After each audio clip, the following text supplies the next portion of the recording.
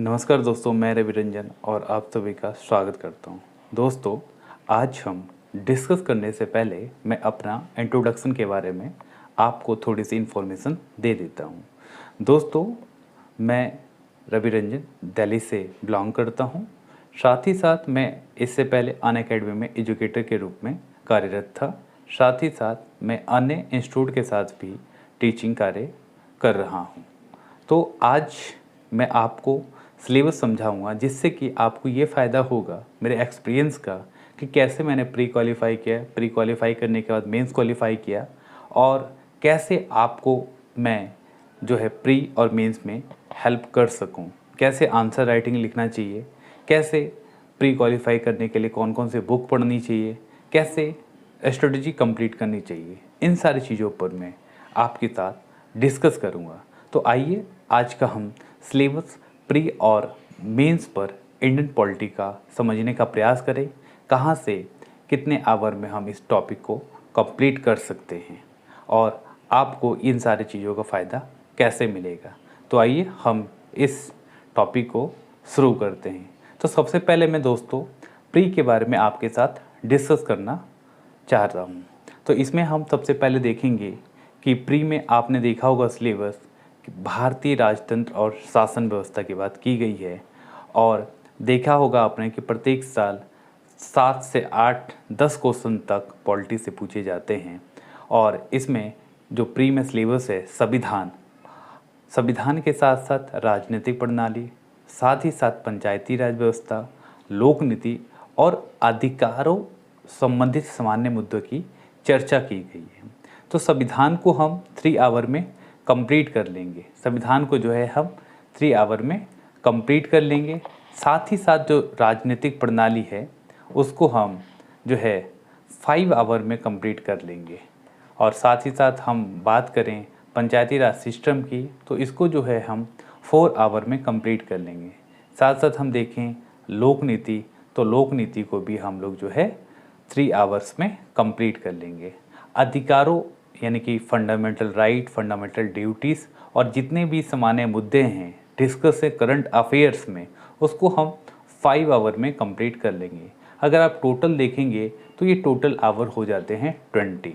आइए अब हम मेंस का सिलेबस जानने का प्रयास करते हैं और मेंस को हम कितने आवर में कंप्लीट कर देंगे। तो सबसे पहले ये जान लें कि पेपर 2 में जो है कौन कौन से जो पेपर्स हैं, पेपर के साथ कौन कौन से पार्ट्स हमें पढ़ने की ज़रूरत पड़ती है। तो इसमें आप देखेंगे भारत का संविधान आपको पढ़ना है, गवर्नेंस एंड पॉलिटिक्स पढ़ना है, आपको इंटरनेशनल रिलेशन पढ़ना है और गवर्नेंस का स्पेशली टॉपिक पढ़ना है और साथ ही साथ आपको इसमें सोशल जस्टिस पढ़ना है। तो सोशल जस्टिस का पार्ट्स अलग हो जाता है, सोशल इशू के साथ इसको आपको कंप्लीट करवा दिया जाएगा। लेकिन अब हम जानने का प्रयास करते हैं कि पॉलिटी में जो भारतीय संविधान और इंडियन पॉलिटी से संबंधित पेपर हैं उसको हम कितने आवर में कंप्लीट करेंगे। तो सबसे पहले मित्रों हम चर्चा करते हैं कि भारत का जो संविधान है उसमें हम क्या क्या पढ़ेंगे और कितने आवर में क्या क्या पढ़ेंगे और कितने आवर में कंप्लीट कर लेंगे, क्या क्या पढ़ेंगे और कितने आवर में कंप्लीट कर लेंगे। तो इसमें हम देखेंगे सबसे पहले कि भारत का संविधान क्या है, इसको हम 1 आवर में कंप्लीट कर लेंगे। कहाँ से लिया गया है, कौन कौन टॉपिक हमने उधार लिया है, ये सारी चीज़ें। और संविधान के ऐतिहासिक आधार को हम 1 आवर में कंप्लीट कर लेंगे और इसके जो महत्वपूर्ण फैक्ट हैं उस पर भी हम थोड़ा सा डिस्कस कर लेंगे। 1 आवर में कंप्लीट हो जाएगा। संघ एवं राज्यों और कार्य जिम्मेदारी जो है इसको हम 2 आवर में कंप्लीट कर लेंगे। संविधान का विकास कैसे हुआ इस पर भी हम चर्चा करेंगे, 2 आवर में इसको हम कंप्लीट कर लेंगे। बुनियादी संरचना इसको भी हम कंप्लीट कर लेंगे और मुख्य विशेषता 1 आवर में इसको कंप्लीट करेंगे। और संशोधन जो कि काफ़ी इम्पोर्टेंट है, पार्लियामेंट में अक्सर ये डिस्कशन चलता रहता है, तो इसको भी हम जो है 2 आवर्स में कंप्लीट कर लेंगे। स्थानीय सरकार के स्तर तक शक्तियाँ और वित्तीय का विचलन इसको हम 2 आवर में कंप्लीट कर लेंगे। और दूसरे देशों में भारत के संवैधानिक योजना की तुलना इसको हम 2 आवर में कंप्लीट कर लेंगे। सत्ता की तैयारी में कौन कौन सी चुनौतियां आती हैं इसको भी हम जो है 2 आवर में कंप्लीट कर लेंगे। संघीय संरचना से संबंधित चुनौतियां और मुद्दे, इसको भी हम 2 आवर में कंप्लीट कर लेंगे। और प्रिवेंशन मैकेनिज्म इंस्टीट्यूट को विवादित करना कैसे है, इसको हम भी 2 आवर में कंप्लीट कर लेंगे। तो जैसा कि मैंने ये सारे सिलेबस आपके साथ जो है डिस्कस किया है, हम इसको जो है 20 आवर्स में कंप्लीट कर लेंगे। यानी कि भारत का संविधान जो है हम 20 आवर में इसको कंप्लीट कर लेंगे। और इसके साथ साथ हमें आगे क्या पढ़ना है, यानी कि हमने आपको 40 घंटे का सिलेबस तो डिस्कस कर लिया, साथ ही साथ गवर्नेंस एंड पॉलिटिक्स में हमें कितना समय देना है, इस पर भी हम आपके साथ चर्चा करते हैं। तो आप देख सकते हैं कि कार्यपालिका और न्यायपालिका क्या है, इस पर भी हम चर्चा करेंगे। 2 आवर की क्लास होगी। साथ ही साथ इसमें कार्यपालिका न्यायपालिका की क्या संरचना है, क्या स्ट्रक्चर है, इस पर भी चर्चा करेंगे। साथ साथ कार्यपालिका और न्यायपालिका में कौन कौन से संगठन हस्तक्षेप कर सकते हैं या नहीं कर सकते, इस पर भी चर्चा करेंगे। और गवर्नमेंट, मिनिस्टर और डिपार्टमेंट पे भी हम 1 आवर में डिस्कस करेंगे। संसद और राज्य की विधानसभाएं 2 आवर में कंप्लीट करेंगे। साथ ही साथ संसद और राज्य की विधानसभा की क्या स्ट्रक्चर हो सकता है टोटल 2 आवर में, और जो इसके कार्यभार है उसको हम 1 आवर में कंप्लीट करेंगे। शक्तियाँ और विशेषाधिकार 2 आवर में इसको कंप्लीट कर लेंगे। और साथ ही साथ हम विधायी निकायों और शक्तियों और विशेषाधिकार से आने वाले मुद्दों को हम 2 आवर में कंप्लीट कर लेंगे। अगर आप देखेंगे तो प्रेस ग्रुप्स हैं, प्रेस ग्रुप्स में 1 आवर में इसको कंप्लीट कर लेंगे।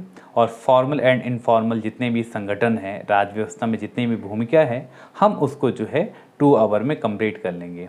साथ साथ आप देखेंगे तो जनप्रतिनिधि अधिनियम की मुख्य विशेषताएँ क्या क्या है, तो हम इसको भी 2 आवर में कंप्लीट कर लेंगे। अगर आप इन सभी को जो नंबर है इनको टोटल करेंगे तो आपका जो है 20 आवर में सिलेबस कंप्लीट हो जाएगा। यानी कि हमने टोटल पीछे अभी तक 60 आवर कंप्लीट कर लिए हैं। अब जानना ये है कि आगे हम कौन कौन से सिलेबस और डिस्कस करेंगे। सबसे महत्वपूर्ण, जैसा कि आपने 2023 के पेपर में देखा होगा, इंटरनेशनल रिलेशन के क्वेश्चन काफ़ी ज़्यादा थे, तो इसको भी हम आपके साथ डिस्कस करेंगे। तो आपने देखा होगा कि इंटरनेशनल रिलेशन में कितने आवर लगेंगे, तो आप देखेंगे सबसे पहले कि भारत और उनके पड़ोसी देश कौन कौन से हैं, 3 आवर में कंप्लीट हो जाएगा। और साथ साथ इसमें भारत और उनके पड़ोसी देश के संबंध कैसे हैं, भारत पाकिस्तान, भारत नेपाल, भारत श्रीलंका, भारत बांग्लादेश, इन सभी देश के बारे में 3 आवर्स में इसको हम कंप्लीट कर लेंगे। साथ साथ द्विपक्षीय, क्षेत्रीय और वैश्विक समूह और समझौता जिसमें भारत शामिल है और भारत के हितों पर कैसे प्रभावशील है, 2 आवर में इसको हम कंप्लीट कर लेंगे। और जितने भी प्रवासी हैं इन पे भी हम जो है 2 आवर में कंप्लीट कर लेंगे। इंपोर्ट इंटरनेशनल इंस्टीट्यूट एजेंसियाँ कौन कौन से हैं, कौन कौन से फर्म्स हैं, इसको भी हम 2 आवर्स में कंप्लीट कर लेंगे। संरचना की बात करें 2 आवर्स में इसको कंप्लीट कर लेंगे। और शासन देश जो है आपका 1 आवर में कंप्लीट हो जाएगा। अगर आप टोटल देखेंगे तो हम 15 आवर्स में इसको जो है सिलेबस को कंप्लीट कर देंगे। यानी कि इंटरनेशनल आपका 15 घंटा में कंप्लीट हो जाएगा। साथ साथ मित्रों हम आगे अगर बात करें तो अब क्या रह गया है, गवर्नेंस का पार्ट्स थोड़ा सा है, उस पर भी हम चर्चा आपके साथ कर लें कि इसमें आपको कितने आवर लगेंगे। तो अब गवर्नेंस का भी रोल मेंस में बहुत ज़्यादा है, बहुत ज़्यादा इंपॉर्टेंट रोल्स है। और आपने प्री के साथ साथ मेंस के साथ साथ इंटरव्यू में भी इसका काफ़ी योगदान देखने को मिलता है। तो सबसे पहले हम देखते हैं संवैधानिक पोस्ट पर जॉब पोस्टिंग। ये आपका जो है 1 आवर में हम इसको कंप्लीट करवा देंगे। साथ साथ इसमें जो है कॉन्स्टिट्यूशनल बॉडी की शक्तियाँ क्या क्या हैं, संवैधानिक जिम्मेदारियाँ क्या क्या हैं, इसको जो है हम 3 आवर में कंप्लीट कर लेंगे। साथ साथ इसमें अगर बात करें तो विभिन्न फील्डों के कैसे हम विकास कर सकते हैं, कैसे सरकार के लिए पॉलिसी और हस्तक्षेप तैयार कर सकते हैं, तो इसको हम जो है 2 आवर में इसको टॉपिक को कवर कर लेंगे। सरकार के हस्तक्षेप से डिजाइन और क्रियान्वयन से उत्पन्न मुद्दे कौन कौन से हो सकते हैं, तो इसको भी हम 2 आवर्स में कंप्लीट कर लेंगे। साथ ही साथ शासन के महत्वपूर्ण ट्रांसपेरेंसी, जवाबदेही के लिए है ना जो पार्ट्स हैं, इसको 2 आवर्स में कंप्लीट कर लेंगे। और शासन, गवर्नेंस की बात करें तो 1 आवर में इसको भी हम कंप्लीट कर लेंगे। अगर एप्लीकेशन बेस की बात करें तो एप्लीकेशन बेस में हम इसको जो है 1 आवर में कंप्लीट कर लेंगे। मॉडल की बात करेंगे 1 आवर में, और क्या क्या सफलताएं रही हैं अभी तक, चाहे वो RTI हो या लोकपाल बिल हो, इन सारी चीज़ों को हम 1 आवर में देख लेंगे। सीमाएं और क्षमताएं क्या कौन सी हो सकती हैं, तो इसको हम 1 आवर में कंप्लीट कर सकते हैं। साथ ही साथ आपने सिटीजन चार्टर के बारे में सुना होगा, तो इसको जो है हम 2 आवर्स में कंप्लीट कर देंगे। ये आपके लिए बहुत बेनिफिट करेगा और कई बार पेपर में पूछ चुका है। ठीक है, डेवलपमेंट इंडस्ट्री डेवलपमेंट कैसे हो सकता है, इसको भी हम 1 आवर में कंप्लीट कर देंगे। और आपने देखा होगा कि NGO, SG, विभिन्न समूह और जो है संघ दानदाताओं, दान संस्थाओं और अन्य हित धारकों की भूमिकाओं को जो है हम लोग 2 आवर्स में कंप्लीट कर देंगे। और सबसे महत्वपूर्ण टॉपिक, लोकतंत्र में सिविल सेवकों की भूमिका क्या है, यानी कि जो आप तैयारी कर रहे हैं आपका क्या इम्पोर्टेंट रोल है, इस पे भी हम डिस्कस करेंगे। और ये सबसे ज़्यादा जो है इंटरव्यू में भी कई बार पूछ लिया जाता है कि आप सिविल सर्विसेज की तैयारी कर रहे हैं तो कहीं ना कहीं आपके लिए कई सारे कार्य हो सकते हैं, फिर आप इस फील्ड में क्यों जा रहे हैं, आप टीचर हैं तो समाज सेवा ही करना तो टीचिंग करिए। तो ये सारी चीज़ें यहाँ पे पूछा जा सकता है। साथ ही साथ हम फाइनल कंक्लूजन की ओर निकलेंगे और इसमें हम देख सकते हैं कि ट्रांसपेरेंसी, जवाबदेही और संस्थागत और अन्य उपाय कौन कौन से हैं, इन सभी चीज़ों को हम यहाँ पे डिस्कस कर सकते हैं। अगर इन सभी चीज़ों को आप देखें तो आप जो है 25 आवर में हम गवर्नेंस को कंप्लीट कर लेंगे। और इसमें हम आपको सिखाएंगे कि मीन्स राइटिंग कैसे लिखना चाहिए, आंसर लिखते समय किन बातों का ध्यान रखना चाहिए, डायग्राम कैसे बनाना चाहिए, डायग्राम बनाने के लिए आपको किन किन बातों का ध्यान रखना चाहिए, आंसर में हम सरकार के खिलाफ जा सकते हैं या नहीं जा सकते, इन बातों का भी ध्यान रखना है ना। तो आंसर में जो जो इम्पोर्टेंट फैक्ट डालना चाहिए उस पर भी हम आपके साथ डिस्कस करेंगे। तो हो सकता है आप सभी के लिए जितने मेरे एक्सपीरियंस है वो एक्सपीरियंस आपके काम आए प्री और मेंस में, साथ ही साथ इंटरव्यू में भी। तो ध्यान देना है आपको।